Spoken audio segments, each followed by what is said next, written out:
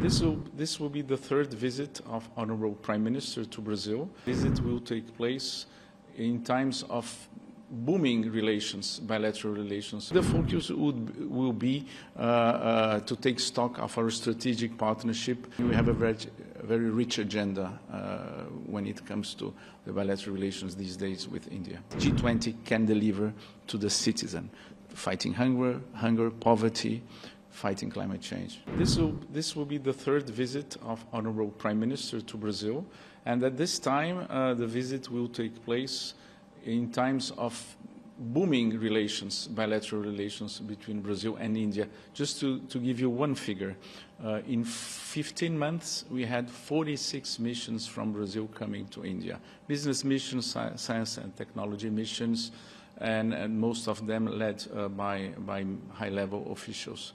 So I think the numbers speak for themselves, right? So, Prime Minister would be there for the G20 summit. What would be Brazil's priority for this year's summit? Yes, just to mention that of course there's going to be at the sidelines of the summit a bilateral meeting between Prime Minister Modi and President Lula. But our priorities basically are three.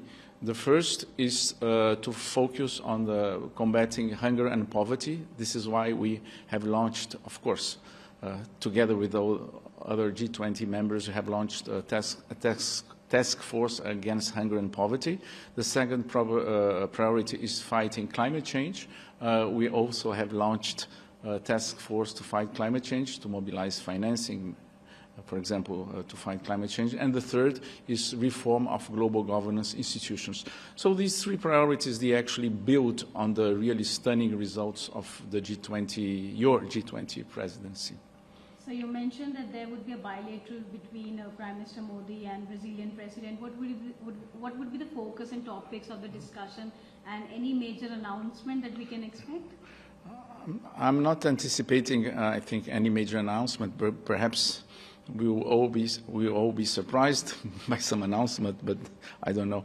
But I think the focus will be to take stock of our strategic partnership, which has gained more content, more technological and more economic content, focusing on basically three pillars, which is food security, agriculture, energy, of course, including bioenergy, biofuels, and defense. So we have, I think we have a very rich agenda when it comes to the bilateral relations these days with India.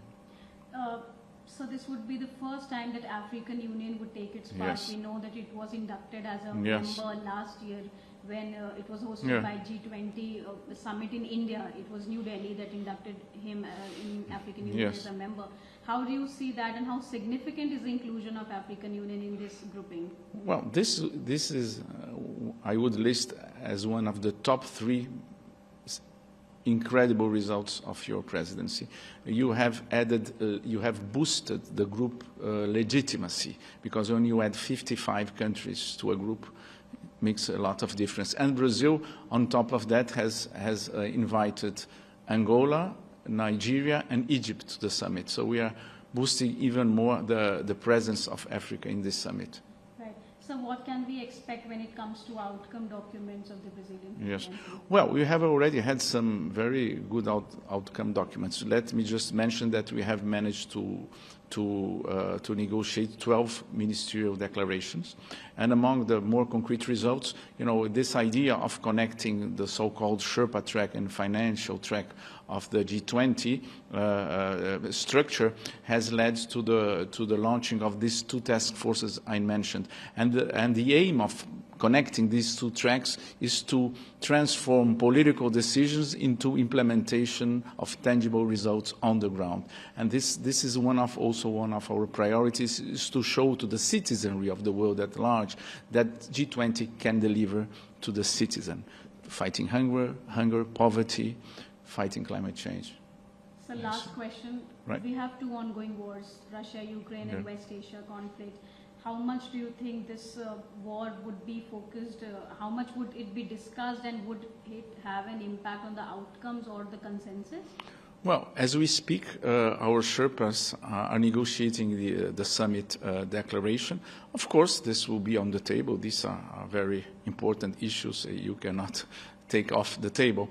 But I think I trust on the Brazilian diplomacy tradition, long tradition of brokering agreements, on reaching out to all countries of the world.